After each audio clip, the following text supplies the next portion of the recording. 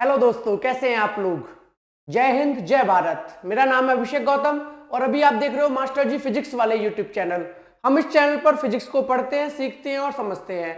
आज की जो हमारी वीडियो है वो वीडियो है क्लास 10th के लिए, जिसमें हम टॉपिक डिस्कस करने वाले हैं रेजिस्टेंस। इससे पहले के जो टॉपिक्स हैं वो ऑलरेडी मेरी प्ले लिस्ट में आपको मिल जाएंगे, या फिर मैं उन सारी वीडियोज का लिंक आपको डिस्क्रिप्शन में दे दूंगा। ठीक है, तो आज का टॉपिक है रेजिस्टेंस। रेजिस्टेंस को पहले मैं अपने प्रीवियस लेक्चर से कनेक्ट करने की कोशिश करता हूं, उसके बाद आगे बढ़ेंगे। देखो, पहले वाली क्लास में हम लोगों ने क्या पढ़ा था। हम लोगों ने पढ़ा था कि करंट फ्लो कब होता है, जब पोटेंशियल डिफरेंस होता है। फिर हमने ये भी पढ़ा था ओम्स लॉ के अकॉर्डिंग। ओम्स लॉ वाली वीडियो ऑलरेडी आ चुकी है। ओम्स लॉ के अकॉर्डिंग हमने ये पढ़ा था कि अगर पोटेंशियल डिफरेंस बढ़ेगा तो करंट बढ़ेगा, पोटेंशियल डिफरेंस कम होगा तो करंट होगा। यानी कि हमारा था कि V is directly proportional to I। ये आप लोगों ने ओम्स लॉ में पढ़ा था। क्लियर है। फिर हमने देखा था जब भी ये डायरेक्टली प्रोपोर्शनल का साइन हटता है, यानी कि इक्वल आता है, तो यहां पर एक कांस्टेंट आता है जिसे बोलते हैं हम कांस्टेंट ऑफ प्रोपोर्शनैलिटी। क्या बोलते हैं मेरे भाई? Constant of proportionality.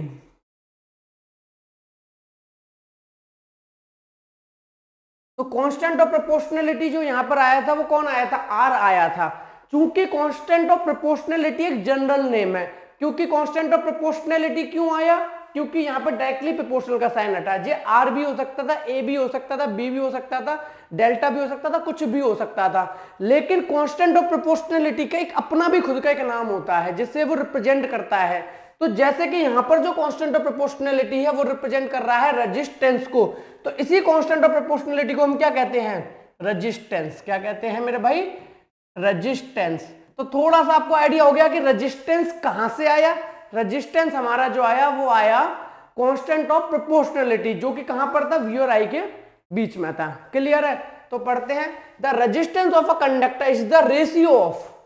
Resistance of conductor जो है वो रेशियो है आपका किस किस के बीच में? Potential difference across its end to the strength of current flowing through it. यानी कि मान लो ये कंडक्टर है, ठीक है, इसके एंड पर आपने पोटेंशियल डिफरेंस अप्लाई कर दिया, और हम सब जानते हैं कि अगर पोटेंशियल डिफरेंस अप्लाई किया है तो इस कंडक्टर में से क्या फ्लो करेगा? करंट फ्लो करेगा। तो रेजिस्टेंस जो होता है वो रेशियो होता है किस किस का? जो आपने पोटेंशियल डिफरेंस अप्लाई किया इसके एंड पर to the strength of current produced due to the potential difference. आपने पोटेंशियल डिफरेंस प्रोवाइड किया तो उसमें से करंट फ्लो करेगा। तो पोटेंशियल डिफरेंस का जो करंट के साथ रेशियो है, पोटेंशियल डिफरेंस का जो करंट के साथ रेशियो है, यानी V upon I is equals to R। तो पहली बात तो क्लियर होगी कि रेजिस्टेंस क्या होता है? रेशियो होता है किस किस का? Potential difference to the current. Clear है। आगे बढ़ते हैं। In fact resistance of a conductor means the obstruction to the flow of electron through it. यानी देखो, दो डेफिनेशन दी है, ये वाली है मैथमेटिकली, यानी कैलकुलेट क्वांटिटेटिवली। जब आपको रेजिस्टेंस कैलकुलेट करना हो तो कैसे कर दोगे? V और I का रेशियो। लेकिन ये वाली थ्योरेटिकल डेफिनेशन है। थ्योरेटिकल डेफिनेशन है, इस बात का मीनिंग क्या है ये समझाने की कैसे कोशिश कर रहा है कि रेजिस्टेंस कंडक्टर के अंदर एक ऑब्स्ट्रक्शन है। रेजिस्टेंस क्या है? किसी भी कंडक्टर के अंदर का ऑब्स्ट्रक्शन, जो कि किसको ऑब्स्ट्रक्ट करता है? जो कि ऑब्स्ट्रक्ट करता है फ्लो ऑफ इलेक्ट्रॉन को थ्रू इट। अब हम सब जानते हैं कि इस कंडक्टर में करंट फ्लो कर रहा है, तो क्यों कर रहा है? क्योंकि इसमें इलेक्ट्रॉन फ्लो कर रहे हैं। तो जो इलेक्ट्रॉन का फ्लो हो रहा है, अगर उसमें ऑब्स्ट्रक्ट कोई आ रहा है या ऑब्स्ट्रक्शन प्रोड्यूस हो रहा है, तो उसी को हम कहते हैं रेजिस्टेंस। क्लियर है मेरे भाई। आगे बढ़ते हैं। फिर हमारा है, in case of connecting wire made up of copper which is very good conductor, the obstruction offer to the flow of electron is practically zero. यानी कि ये कह रहे हैं कि जो हमारे कनेक्टिंग वायर्स होते हैं, यानी हमारे घरों में या किसी भी इलेक्ट्रिकल सर्किट में जो कनेक्टिंग वायर्स होते हैं, जो कि कनेक्ट करते हैं सेल को बल्ब से या बल्ब को बैटरी से, जो कनेक्टिंग वायर होते हैं उनके अंदर जो ये रेजिस्टेंस की बात कर रहे हैं वो कह रहे हैं कि प्रैक्टिकली जीरो होता है। जो ऑब्स्ट्रक्शन होता है, जो कि रुकावट होती है किसके बीच में? जो इलेक्ट्रॉन फ्लो करेंगे उनके बीच में, वो प्रैक्टिकली क्या होती है? जीरो। किस में? कनेक्टिंग वायर में। And as such connecting wire is represented by straight line without hills. यानी कि इसको रिप्रेजेंट करते हैं इस तरीके से। यानी ये कंडक्टर हो गया ए बी। क्या हो गया ये मेरे भाई? कंडक्टर हो गया, जिसमें से क्या फ्लो कर रहा है? करंट फ्लो कर रहा है, या कह लो इलेक्ट्रॉन फ्लो कर रहे हैं। और इसका ये रेजिस्टेंस या ऑब्स्ट्रक्शन क्या कह रहे हैं, जीरो मान के चल रहा है प्रैक्टिकली कि भैया इसमें कोई रेजिस्टेंस नहीं है। ठीक है, आगे बढ़ते हैं। Unit of resistance. अब बात आती है क्या रेजिस्टेंस को आप मेजर कर सकते हो? अब क्या बात आती है, आप रेजिस्टेंस को मेजर कर सकते हो? अगर हाँ तो फिर उसकी यूनिट क्या होगी? जैसे आप जानते हो हर चीज की यूनिट होती है, मास की अपनी यूनिट होती है केजी, वॉल्यूम की अपनी यूनिट होती है लीटर या क्यूबिक मीटर, ठीक है, टाइम की अपनी यूनिट होती है सेकंड। तो सेम इसी तरीके से रेजिस्टेंस की यूनिट क्या होगी? तो यूनिट ऑफ रेजिस्टेंस की अगर हम बात करें तो पहली बात तो ये क्लियर होना चाहिए क्या रेजिस्टेंस मेजरेबल है या नहीं है। तो मेरे भाई रेजिस्टेंस मेजरेबल है।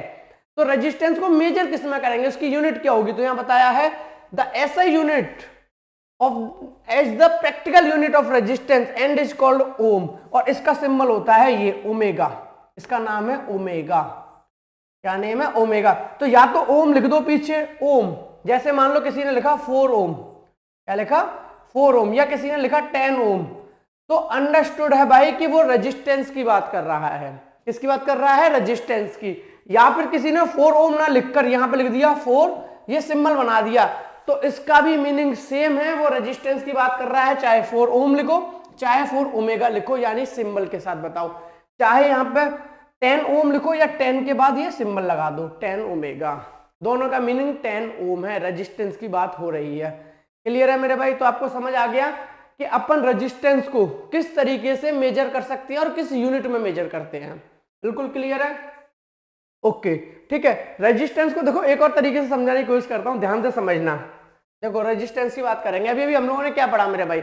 हम लोगों ने पढ़ा कि रेजिस्टेंस जो होता है वी और आई का रेशियो होता है। रेजिस्टेंस क्या होता है मेरे भाई? वी और आई का ratio, V upon I is equal to R, ये होता है हमारा फॉर्मूला, यानी वी और आई का रेशियो अपन रेजिस्टेंस कहते हैं। ये बात क्लियर है? और हमें ये भी पता है जो आर होता है वो क्या होता है? कांस्टेंट होता है। क्या होता है? आर हमारा कांस्टेंट होता है। तो देखो इसे समझने की कोशिश करते हैं। देखो इसका मीनिंग है, पहले इसको समझाता हूं फिर आगे बढ़ेंगे। अगर V बढ़ेगा, अगर V बढ़ेगा तो करंट भी बढ़ेगा, दोनों का रेशियो कांस्टेंट। अगर V कम होगा, अगर V कम होगा तो I भी कम होगा, यानी दोनों का रेशियो कांस्टेंट और R की वैल्यू हमारी आएगी कांस्टेंट। समझते हो या नहीं समझते हो? ठीक है। अब इसी को हम कंपेयर करते हैं एक एग्जांपल से, ध्यान से समझना।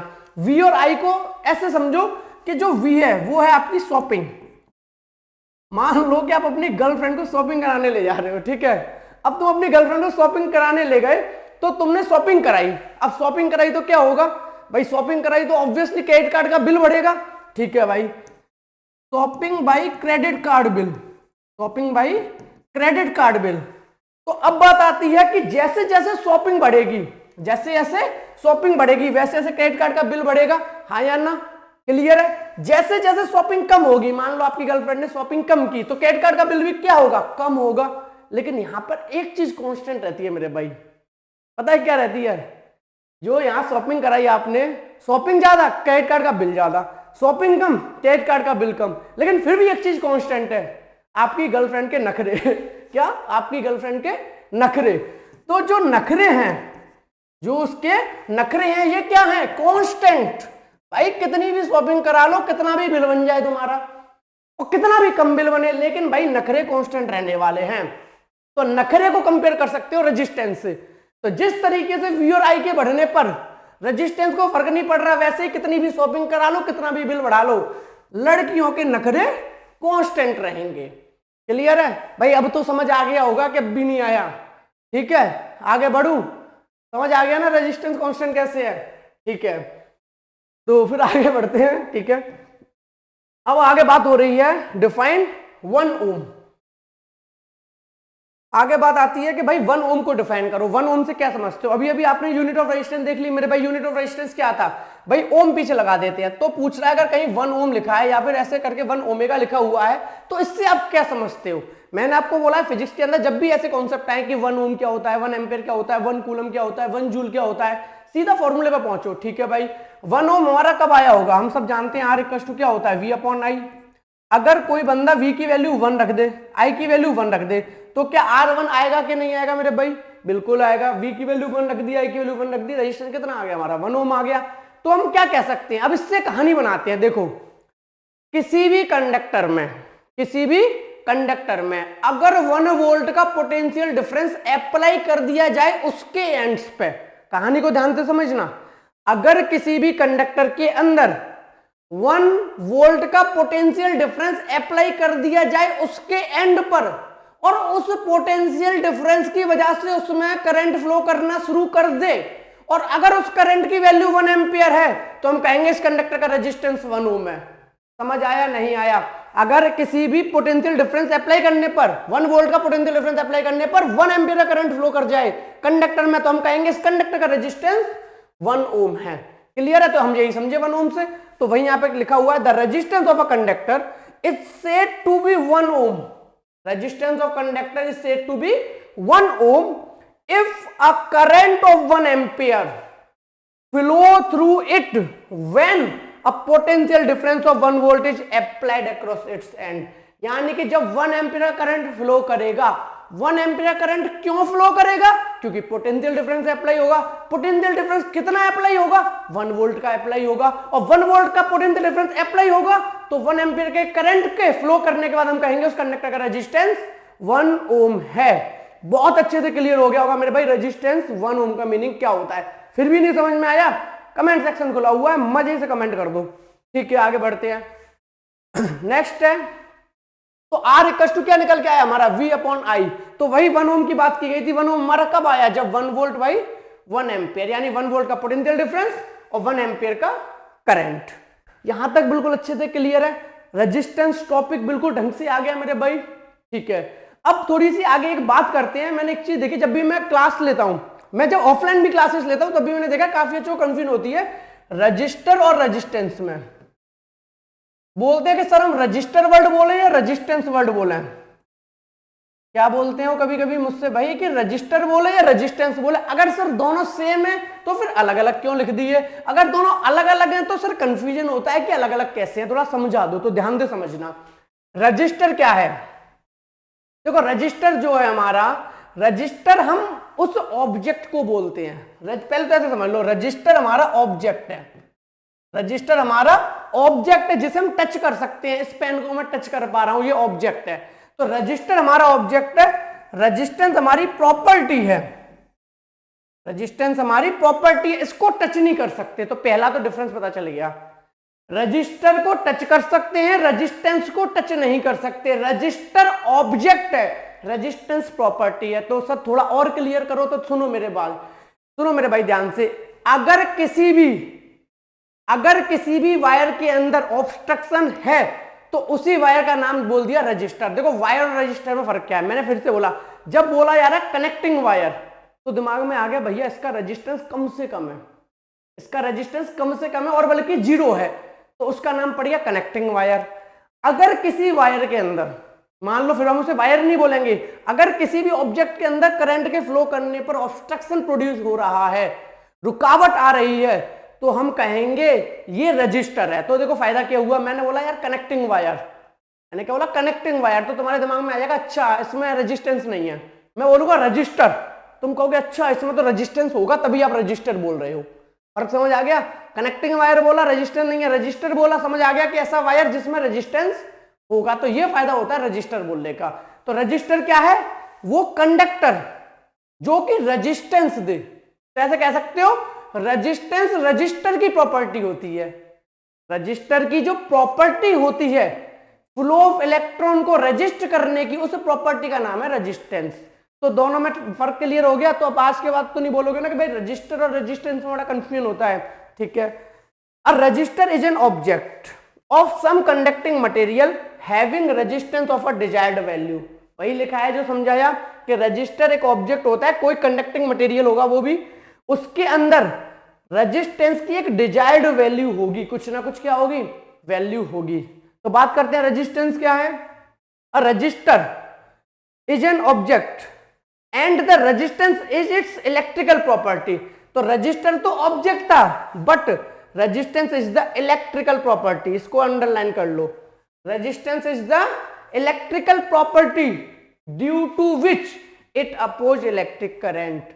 यानी रजिस्टर की वो प्रॉपर्टी कहलाती है रेजिस्टेंस, जिसमें कि वो क्या करता है, करंट के फ्लो को अपोज करने की कोशिश करता है, ऑब्स्ट्रक्ट करने की कोशिश करता है। बिल्कुल क्लियर है मेरे भाई? रजिस्टर और रेजिस्टेंस बिल्कुल क्लियर हो गया अच्छे से? ठीक है, आगे बढ़ते हैं। अब बात आती है कि the average speed with which the electron drift in a conductor having a potential difference across its and is called the drift speed. Drift speed को समझने से पहले थोड़ा सा मैं अब तुम्हें आइडिया देता हूं कि एक्चुअल में होता क्या है। देखो ध्यान से समझना कि मान लो ये कंडक्टर है, मान लिया ये क्या है, कंडक्टर। ठीक है, अब इस कंडक्टर के अंदर कौन कौन होगा भैया? एटम होंगे या आयन होंगे और इलेक्ट्रॉन होंगे। तो इसमें क्या होंगे? आयंस होंगे। तो पहले मैंने ये आयंस बना दिए। ठीक है, क्या बना दिए? इसमें कुछ आयंस बना दिए। ये मैंने इसमें कुछ भैया आयंस बना दिए। ठीक है, अब ध्यान से समझना, मैं रेड कलर से इलेक्ट्रॉन बना रहा हूं। इसमें क्या बना रहा हूं? रेड कलर से। इसमें इलेक्ट्रॉन्स भी हैं, ये रेड वाले इलेक्ट्रॉन है। ठीक है, ये कहीं भी किधर भी भग रहे हैं। अभी क्या कर रहे हैं? ये कहीं भी भग रहे हैं। अब देखो ध्यान से समझना इस डायग्राम को। यहां पर क्या है? आयंस हैं और इलेक्ट्रॉन है। इलेक्ट्रॉन कहीं भी रैंडम डायरेक्शन में भग रहे हैं, कहीं भी भग रहे हैं। भाई इधर भग रहा है ये इलेक्ट्रॉन, ये नीचे भग रहा है, ये इधर भग रहा है, इधर भग रहा है। अब क्या होगा? ये भगदड़ मचेगी तो क्या होगा? एक दूसरे से टकराएंगे। ये इलेक्ट्रॉन इस आयन से टकराएगा, फिर इधर मुड़ जाएगा, फिर ये इलेक्ट्रॉन इस इलेक्ट्रॉन से टकराएगा। ऐसे करके आपस में ये लोग टकराते रहेंगे। क्लियर है? एक कंडीशन हो गई ये, जब कंडक्टर नॉर्मल है, इसमें करंट फ्लो नहीं कर रहा, या कह लो पोटेंशियल डिफरेंस अप्लाई नहीं किया। अब ध्यान से समझना, इसी कंडक्टर के अंदर हमने क्या किया? पोटेंशियल डिफरेंस अप्लाई कर दिया। इसी कंडक्टर अंदर क्या कर दिया मेरे भाई? पोटेंशियल डिफरेंस अप्लाई कर दिया। यानी कंडक्टर वही है, पोटेंशियल डिफरेंस अप्लाई कर दिया, यानी कि यहां हो गया प्लस साइन, यहां हो गया नेगेटिव साइन। तो पॉजिटिव नेगेटिव क्या बता रहे हैं? ये पॉजिटिव ये नेगेटिव, यानी कि पोटेंशियल डिफरेंस अप्लाई हो गया।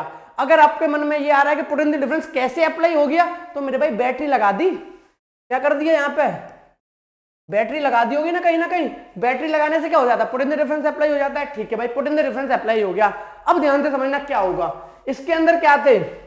इसके अंदर आपके आयंस से, ठीक है भाई, आयंस तो रहेंगे इसके अंदर, जो आयंस थे वो रहेंगे, लेकिन इलेक्ट्रॉन के साथ क्या हुआ? ध्यान से समझना। अब इलेक्ट्रॉन क्या होता है? नेगेटिव, यहां पे क्या है? पॉजिटिव। तो इलेक्ट्रॉन सारे के सारे अब क्या करेंगे? इसकी तरफ अट्रैक्ट होंगे। तो देखो ध्यान से, इलेक्ट्रॉन अब कैसे चलेंगे? एक इलेक्ट्रॉन इस डायरेक्शन में, फिर इधर, इधर इलेक्ट्रॉन, इधर इलेक्ट्रॉन, इधर इलेक्ट्रॉन, इधर इलेक्ट्रॉन। तो अब ध्यान से समझ पा रहे हो, यहां पे उल्टे सीधे भग रहे थे इलेक्ट्रॉन। क्या हो रहा था मेरे भाई?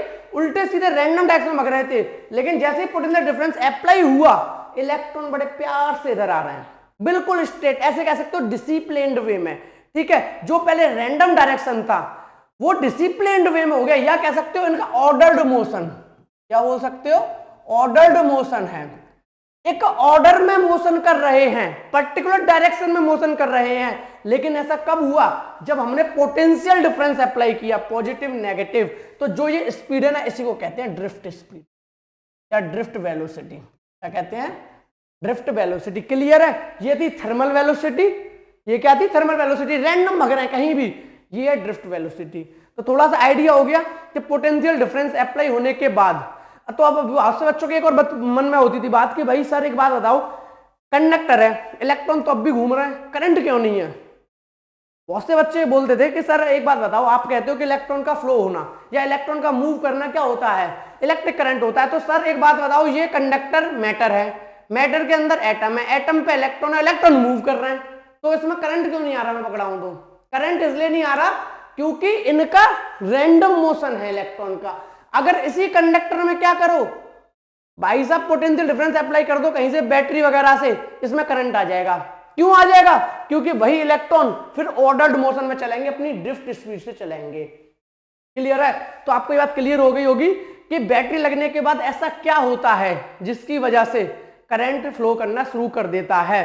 जबकि करंट का मीनिंग होता है इलेक्ट्रॉन का फ्लो, और इलेक्ट्रॉन फ्लो पहले भी कर रहे होते हैं, बाद में भी कर रहे होते हैं। तो आपको पहले इलेक्ट्रॉन फ्लो जो कर रहे होते हैं उसमें, और बाद में जो इलेक्ट्रॉन फ्लो कर रहे होते हैं उसमें फर्क नजर आ गया होगा। बिल्कुल क्लियर है? तो इसको कहते हैं ड्रिफ्ट स्पीड। अब फिर से पढ़ो डेफिनेशन को, अब समझ आ जाएगी।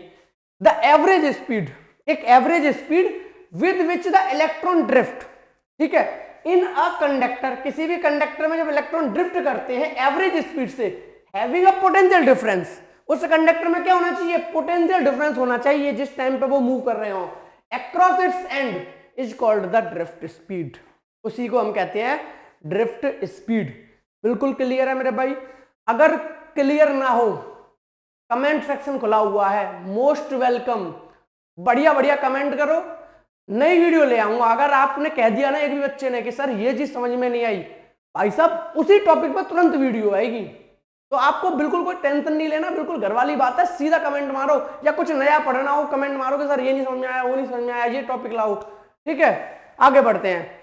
एज द इलेक्ट्रॉन ड्रिफ्ट, ठीक है, this collide with the atoms और आयंस, वही बात चल रही है कि जब ये इलेक्ट्रॉन ड्रिफ्ट करते हैं तो कोलाइड करते हैं एटम और आयंस से, ये इलेक्ट्रॉन ड्रिफ्ट कर रहा है तो भैया बीच में ये आया है ना आयंस वगैरह, इनसे कोलाइड करेंगे।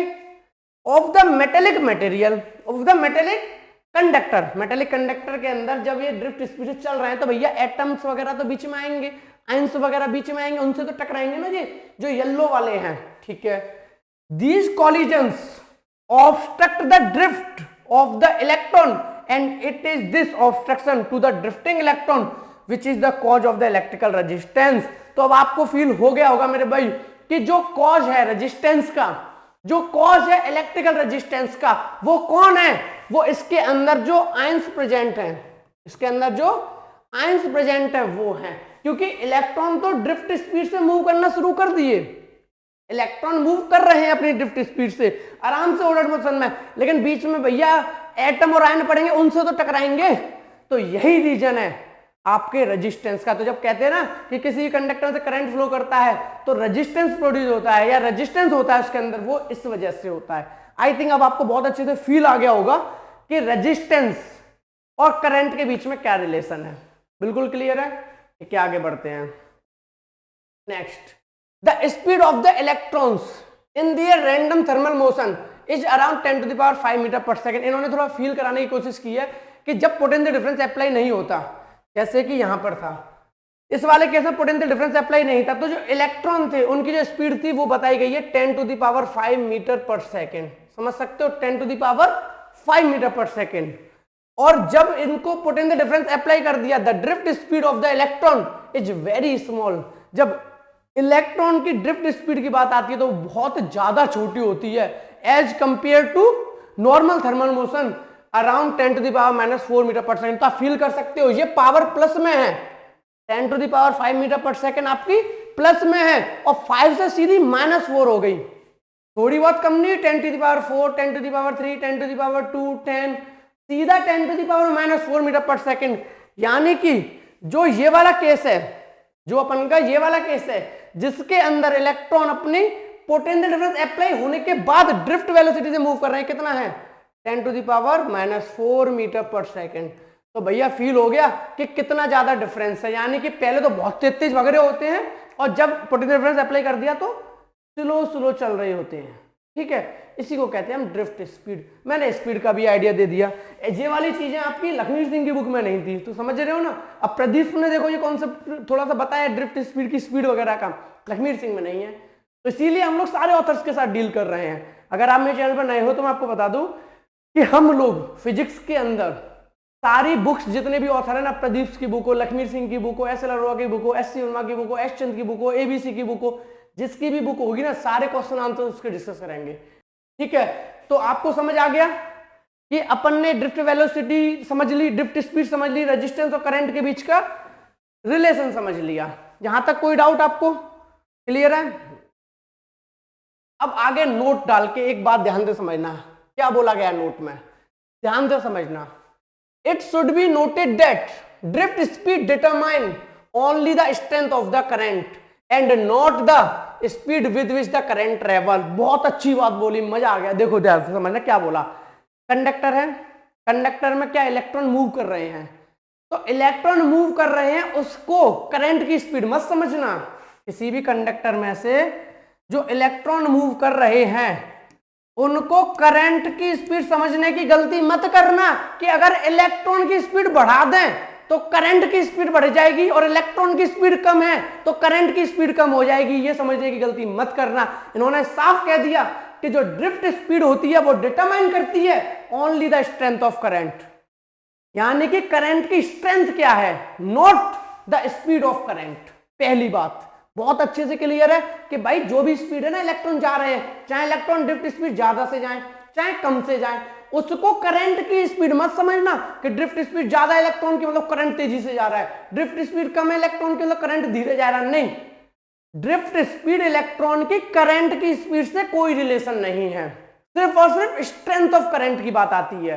क्लियर है? आगे बोला है द स्पीड ऑफ करंट, जो करंट की स्पीड होती है वो इक्वल होती है speed of the propagation of the electromagnetic wave, जैसे कि light, which is nearly equal to the speed of light in vacuum, यानी 3 इंटू 10⁸ मीटर पर सेकेंड।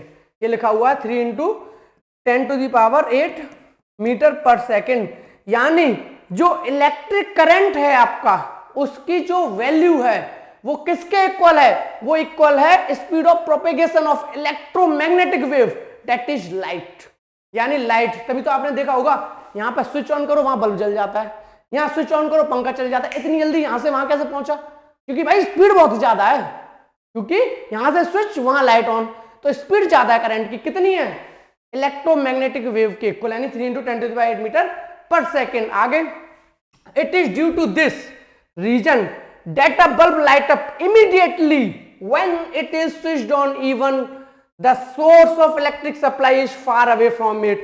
और इसी वजह से आपका जो इलेक्ट्रिक बल्ब होता है जो कि स्विच से काफी दूर होता है वो तुरंत जल जाता है जैसे आप स्विच ऑन करते हो, because of the speed of light having 3 into 10⁸ metre per second.